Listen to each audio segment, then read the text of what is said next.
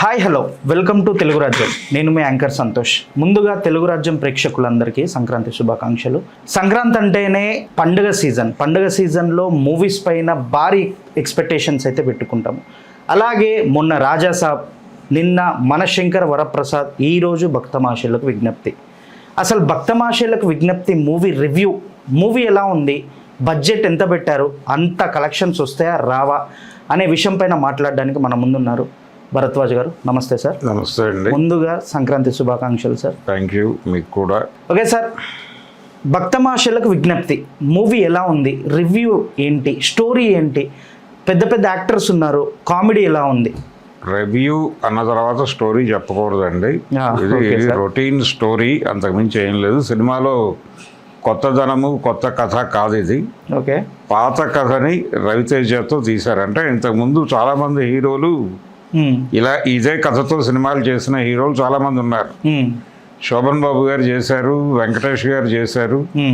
అంటే ఇంట్లో ఇల్లాలు, వంటింట్లో ప్రియురాలు, ఆయనకిద్దరు, ఏవండి ఆవిడొచ్చింది, ఇలా అనేక సినిమాలు చూసాం మనం. నారీ నారీ, నడుమ మురారి, ఇలా అనేక సినిమాల్లో ఈ ఇద్దరు హీరోయిన్లు ఒక హీరో అనే కాన్సెప్ట్. అలాగే మోహన్ బాబు గారు, రాఘవేంద్రరావు గారు, అల్లరి మొగుడు, ఇలా అనేక సినిమాలు చూసామంటే భర్త ఏదో టైంలో ఇంకొక అమ్మాయితో ఒక బంధంలోకి వెళ్ళటం, ఆ వెళ్ళటానికి ఏదో బలమైన రీజన్ ఉంటుంది.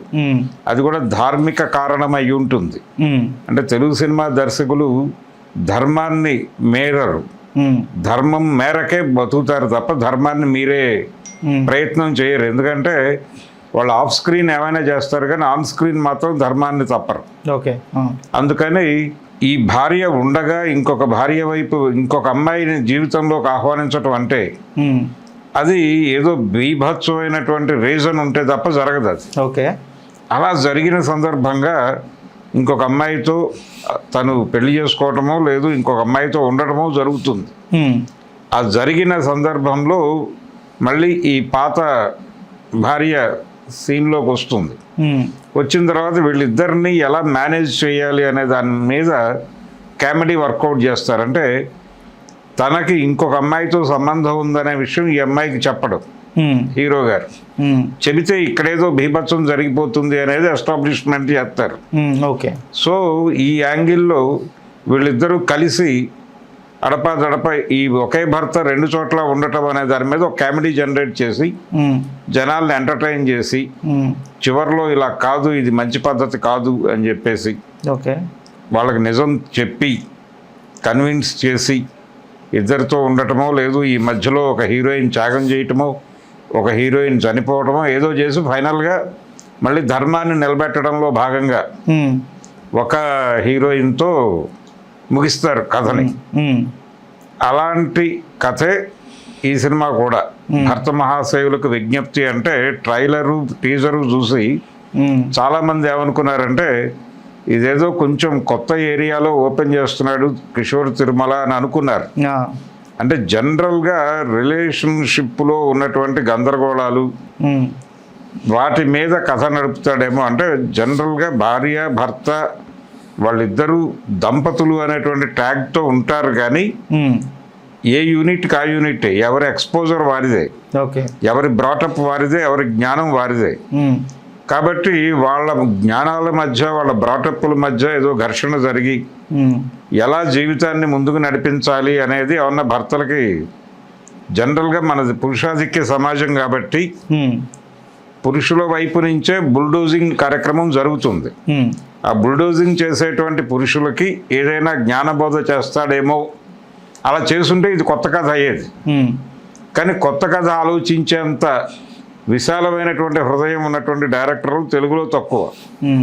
అందుకని కిషోర్ తిరుమల కూడా తన పరిధి తానే గీసేసుకుని ఒక పాత టెంప్లెట్ని తీసుకుని అందులోకి కొత్త హీరోని పెట్టి భర్త మహాశయులకు విజ్ఞప్తి అని ఒక టైటిల్ పెట్టి ఆయనతో ఒక విచిత్రమైనటువంటి సందేశం ఇప్పించి, అంటే జనరల్గా ఎవరికైనా పెళ్ళైనటువంటి పురుషుడికి ఇమ్మీడియట్గా రోడ్డు మీద కనిపించేటువంటి ఆడపిల్లలను చూడకూడదు అనే చట్టమే ఉండదు.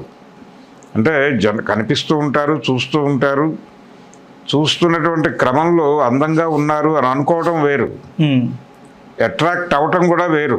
ఓకే. కానీ అట్రాక్ట్ అయిన తర్వాత విచక్షణ అనేటువంటి ఒక నరం ఉంటుంది వీళ్ళ బాడీలో, ప్రతి బాడీలోనూ ఉంటుంది.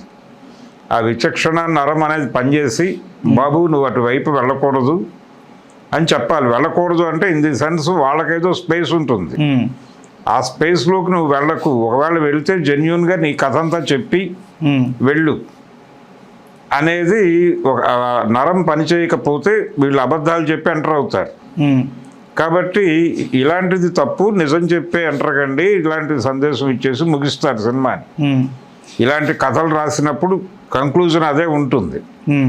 అందుకని ఈ సినిమా అంటే భర్త మహాశయులకు విజ్ఞప్తి అనే పేరుతో కిషోర్ తిరుమల రవితేజతో తీసినటువంటి సినిమాలో కంటెంట్ పరంగా ఏమీ కొత్తదనం లేదు, కానీ డైలాగుల ద్వారా కొంత ఎంటర్టైన్మెంట్ నడిపే ప్రయత్నం అయితే చేశాడు. ఆ ప్రయత్నం కొంత వర్కౌట్ అయింది, థియేటర్లో జనాలు బాగానే రెస్పాండ్ అయ్యారు. కానీ ఈ రెస్పాన్స్ ఈ సినిమాని విజయ తీరాలకు నడిపిస్తుందా అనేది అనుమానమే. అయితే ఈ రెస్పాన్స్ సినిమాని విజయ తీరాలకు నడిపిస్తుందా అనేది అనుమానమే. అయితే కొంత వెరైటీగా ఉండటం కోసం ఒక కొత్త వాతావరణంలో కథను నడిపే ప్రయత్నం కూడా చేశాడు అతను. టెంప్లెట్ పాతదే అయినప్పటికీ, క్యారెక్టర్లు అన్నీ పాతవే అయినప్పటికీ కొత్త వాతావరణంలో సినిమాని నడిపాడు. అందుకోసం అంటే వైన్ బిజినెస్లో ఇద్దరు ఆడ క్యారెక్టర్లని లొకేట్ చేయటం అనేది కొంత ప్రోగ్రెసివ్గానే అనుకుంటాను నేను. కాబట్టి అలాంటి కొన్ని కొత్తదనాలు ఉన్నాయి ఈ సినిమాలో, కొత్త ఆలోచన ధోరణి ఉంది. ఓకే. కానీ అది కూడా మోస ధోరణిలోకే మళ్ళుతుంది, అది ప్రమాదం ఈ సినిమా. సో రవితేజ ఈ మధ్య కాలంలో చేస్తున్నటువంటి సినిమాలు ఏవి కూడా తనకు కలిసి రావడం లేదు. అదే లాస్ట్ టైం మాస్ జాతర అని ఇలా రకరకాల ప్రయత్నాలు చేశాడు ఆయన. మిస్టర్ బచ్చన్లు ఇవేవి వర్కౌట్ అవ్వాల. వర్కౌట్ కాకపోవడానికి రీజన్ ఏమిటి అంటే జనం మెచ్చే కంటెంట్తో తను రావడం లేదు అనేది తనకు అర్థమైంది. అర్థమయ్యి ఒక వెరైటీ కథ అంటే ఎలివేషన్స్, యాటిట్యూడ్ ఉన్నటువంటి హీరోయిజము, వీటికి దూరంగా ఒక సినిమా చేయాలి అని అనుకున్నాడు తను. అనుకుని మాస్ మహారాజా అనే ట్యాగ్ కూడా వేయొద్దు నాకు అని చెప్పాడు వాళ్ళకి. ఆ ట్యాగ్ కూడా లేదు ఈ సినిమాలో. ఓకే.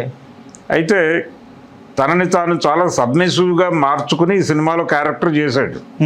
చాలా సబ్మిసివ్గా ఉంటాడు, ఎక్కడ అగ్రెసివ్గా ఉండడు రవితేజ. యాటిట్యూడ్ చూపించడు ఈ సినిమాలో, అది కొత్తదనం. ఓకే. కాబట్టి అలా తనని తాను కొత్తగా జనాలకు ప్రజెంట్ చేసుకోవడం కోసం ఈ కథని ఎన్నుకున్నాడు అతను. ఎన్నుకుని ఈ కథ ద్వారా తనని నటుడిగా తనకు కొంత 4 కాలాల పాటు ఇంకొంచెం ముందుకి కెరియర్ నడపడానికి అవకాశం దొరుకుతుంది అని చేశాడు. అది ఏ మేరకు వర్కౌట్ అవుతుంది అంటే అలాంటప్పుడు టోటల్గా ఒక కొత్త స్క్రిప్ట్తో వెళ్ళి ఉండాల్సింది. అలా కాకుండా మళ్ళీ వీళ్ళకి భయం, జనాలు ఎలా రియాక్ట్ అవుతారు కొత్త అంశాలు చెప్తే అనే దగ్గర తెలుగు సినిమా డైరెక్టర్లకి మాత్రమే కాదు హీరోలకు కూడా భయాందోళన ఉంది. అయితే ఆడియన్స్ అలా లేరు. ఆడియన్స్ వాళ్ళు వెబ్ సిరీస్లకి అలాగే వరల్డ్ సినిమాకి ఎక్స్పోజ్ అవుతున్నారు. వాళ్ళ బుర్రలు కొత్తగా ఉన్నాయి, మన డైరెక్టర్ల బుర్రలే పాతగా ఉన్నాయి. ఈ పాత బుర్రలు కొత్త బుర్రలకి కనెక్ట్ కావట్లేదు. కనెక్ట్ కాకపోవడం వలన థియేటర్కి రావట్లేదు జనాలు. అంటే కంటెంట్ స్థాయి పెరిగింది, అంటే జనాల అవగాహన స్థాయి పెరిగింది. పెరిగిన ప్రేక్షకుల స్థాయికి సినిమాలు తీయలేకపోతున్నారు అనేది వాస్తవం. అదే కంటెంట్ ఇస్తున్నారు వాళ్ళు, పాత కంటెంటే ఇస్తున్నారు. పాత కంటెంట్ కాదు, ప్రేక్షకుల బుర్రలు పెరిగినాయి. ఆ పెరిగిన బుర్రలకి ఇలాంటి పురాతన కంటెంట్ పట్టుకొచ్చి అందించే ప్రయత్నం చేస్తున్నారు. అందుకని రవితేజ తన్ని తాను కొత్తగా ప్రొజెక్ట్ చేసుకోవడానికి మళ్ళీ ఒక పాత కథతో చేసిన ఫలితం, అంటే చేసిన సినిమా ప్రయత్నం తాలూకా ఫలితం ఎలా ఉంటుంది అనేది చెప్పడం కష్టమే. ఓకే. ఈ సినిమా ఏ మేరకు ప్రొడ్యూసర్లను గట్టెక్కిస్తుంది అనేది కష్టమే చెప్పడం. కాకపోతే అంటే షో ఓపెనింగ్ షోకి కొంచెం పాజిటివ్ వైబ్ అయితే కనిపించింది. అది ఎలా కొనసాగుతుంది అనేది చూడాలి. రవితేజ తాను సబ్మిసివ్గా బాగా యాక్ట్ చేశాడు. అలాగే మిగిలిన క్యారెక్టర్ హీరోయిన్లు, 2 హీరోయిన్లు ఉన్నారు సినిమాలో. ఆష్కా రంగనాథ్ తన క్యారెక్టర్ పరిధి మేరకు అమ్మాయి చాలా బాగా యాక్ట్ చేసింది. డింపుల్ హయతి తను గ్లామర్గా కనిపించింది, కానీ గ్లామర్తో పాటు కొంచెం పెర్ఫార్మెన్స్ ఉంటే బాగుండేది. కొంచెం ఆ ఏరియాలో ఇంకొంచెం కసరత్తు చేయాల్సిన అవసరం ఉంది తను. కాకపోతే స్క్రీన్ మీద కొంత గ్లామరస్గా కనిపించింది కాబట్టి ఆడియన్స్ పాస్ మార్కులు వేసేస్తారు. లైక్ ఇప్పుడు మన సీనియర్ యాక్టర్స్ ఉన్నారు కదా సార్, వెన్నెల కిషోర్ అని చెప్పేసి, సునీల్ అని చెప్పేసి. వెన్నెల కిషోర్ క్యారెక్టర్ మామూలు రొటీన్ క్యారెక్టరే. అంటే ఈ అల్లరి మొగుడు ఇలాంటి సినిమాల్లో మోహన్ బాబు పక్కన బ్రహ్మానందం ఉన్నట్టుగానే ఈ సినిమాలో ఓకే హీరో గారి పక్కన వెన్నెల కిషోర్ ఉంటాడు. ఓకే, అలా హీరో పక్కన ఉండే కమెడియన్ రోలే చేశాడు తను, అది రొటీన్ గొడవే. ఓకే, అయితే సునీల్ క్యారెక్టరు తను గతంలో అంటే కమెడియన్గా నటించే రోజుల్లో ఇలాంటి క్యారెక్టర్లు చేశాడు తను. అయితే తర్వాత తను హీరోగా మారాడు, హీరో నుంచి విలన్గా మారాడు. మారిన తర్వాత ఈ తరహా పాత్రలు చేయటం మానేశాడు అతను. చాలా గ్యాప్ తర్వాత ఈ సినిమాలో మళ్ళీ అతనికి పాత రోజుల నాటి క్యారెక్టర్ దొరికింది. దానిలో తను ఆ రోజుల నాటి నటనే ప్రదర్శించాడు, కానీ అది ఆడియన్స్ కొత్తగా అనిపించింది. ఇది విలన్ గా హీరోగా చూసిన తర్వాత ఓకే, కమెడియన్ గా సునీల్ మళ్ళీ అట్రాక్ట్ చేశాడు జనాల్ని. అలా తను కూడా కొంత ఫ్రెష్ లుక్ ఇచ్చాడు. ఇంకా ఇది మిక్స్డ్ రెస్పాన్స్ సినిమానే. మిక్స్డ్ రెస్పాన్స్ సినిమా థియేటర్ల దగ్గర ఏ మేరకు జనాల్ని రప్పిస్తుంది, అలాగే రెవెన్యూ సైడ్ ఎంత సాధిస్తుంది అనేది చూడాలి. మ్యూజికల్ గా సినిమా బాగుంది. బీమ్స్ కి అంటే ఈసారి వరుసగా 2 సినిమాలు తనే మ్యూజిక్ చేశాడు. ఈ సంక్రాంతి ఒక రకంగా మ్యూజిక్ పరంగా చూస్తే, సినిమా సంగీతం పరంగా చూస్తే భీమ్స్దే అని చెప్పాలి ఈ సంక్రాంతి. ఎందుకంటే చిరంజీవి సినిమాకి తనే, అలాగే రవితేజ సినిమాకి కూడా తనే చేశాడు. అది బాగుంది. అలాగే ఇదే కంటెంట్తో, దీన్ని పోలిన కంటెంట్తో ఇంకో సినిమా రాబోతోంది. ఏది ఇప్పుడు శర్వానంద్ చేస్తున్నటువంటి నారీ నారీ నర్మ మురారి కూడా ఇలాంటి కథే కావచ్చు. టైటిల్ని బట్టి మనకు అనిపిస్తున్న విషయం. సో సిమిలర్ కథ ఎలా వర్కౌట్ అవుతుంది అనేది చూడాలి. ఏదేమైనా ఈ సినిమా కిషోర్ తిరుమల ఇంకొంచెం బెటర్గా చేసుంటే బాగుండేది అనేది నా ఒపీనియన్. అంటే కొత్తగా ఆలోచించాలి. కొత్త వాతావరణంలోకి వెళ్ళటం వేరు, అలాగే కొత్తగా ఆలోచించటం అంటే కాన్ఫ్లిక్ట్ బిల్డ్ చేయటము, ఇదంతా కూడా పాత ధోరణిలో నడిచింది. అలా కాకుండా కొత్త కాన్ఫ్లిక్ట్లోకి ఎంటర్ అయి ఉంటే తను భర్త మహాశయులకు విజ్ఞప్తి చేయవలసిన అంశాలు చాలా ఉన్నాయి. అవన్నీ పట్టించుకోకుండా చేశాడు ఆయన సినిమా. సో ఇది ఒక mixed response cinema. Average to above average పెడుతుంది అనుకుంటున్నాను. పెట్టిన బడ్జెట్ వస్తుందంటారా సార్? అంటే వాళ్ళు ఆల్రెడీ బయర్స్కి ఇచ్చేసి ఉంటారు సినిమాని. ఓటీటీ నుంచి కూడా ఒక అగ్రిమెంట్ ఏదో ఉంది వాళ్ళకి. కాబట్టి ప్రొడ్యూసర్ కొంతమేరకు సేఫే, బయ్యర్స్ సేఫ్ అవుతారా లేదా అనేది చూడాలి. ఈరోజు రేపు ఎల్లుండి కలెక్షన్స్ మీద ఈ వీక్ నడిచిపోతే చాలా సినిమాకి సస్టైన్ అవుతారు. పెద్ద భారీ ధరలకి కూడా అమ్మి ఉండకపోవచ్చు. ఏది ఏమైనా రవితేజని ఒక ఫ్లాప్ల బారి నుంచి కాపాడితే చాలా, అంతకు మించి ఈ సినిమా నుంచి ఎక్స్పెక్ట్ చేస్తున్న లాభాలు ఏం లేవు వాళ్ళు. ఇప్పుడు మనం చూసినట్టయితే రేపు ఒక మూవీ ఉంది, ఎల్లుండి ఒక మూవీ రిలీజ్ ఉంది సార్. నవీన్ పొలిశెట్టిది కానీ శర్వానంద్ది కానీ. ఆల్రెడీ చిరంజీవి గారి సినిమా హిట్ టాకే వస్తుంది. వీటి మధ్యలో సస్టైన్ అవుతారంటారా రవితేజ? అంటే తన ప్రయత్నం తాను చేశాడు. తను కూడా ఒక పాత కథతోనే వచ్చాడు. ఈ పాత కథ ఈ సినిమాలతో ఎలా నిలబడి గెలుస్తుంది అనేది ఒక డౌట్ ఉన్నప్పటికీ కొన్ని మెరిట్స్ కూడా ఉన్నాయి కాబట్టి సినిమా నిలబడుతుందేమో చూద్దాం. ఏదేమైనా ఈ వారం అయిపోయిన తర్వాత కానీ మనకు సంక్రాంతి విజేతలు ఎవరు అనేది తెలియదు. ఆ రోజున విడిగా మాట్లాడదాం. ప్రస్తుతానికైతే రవితేజ గారి సినిమా ఒక గందరగోళపు వాతావరణంలో నడిచిన సినిమాగానే చూడాలి. Okay sir, thank you so much. Hello, Telugu రాజ్యం ఛానల్ చూస్తున్నారా? సామాజిక, రాజకీయ, జీవన చిత్రణే తెలుగు రాజ్యం. అతిశయోక్తులు, అసత్యాలు ఉండవు. రాజకీయ కోణం కాదు, ప్రజా కోణమే కొలబద్ద. తెలుగు రాజ్యం వీక్షణ మీ ఉత్తమ అభిరుచికి నిదర్శనం.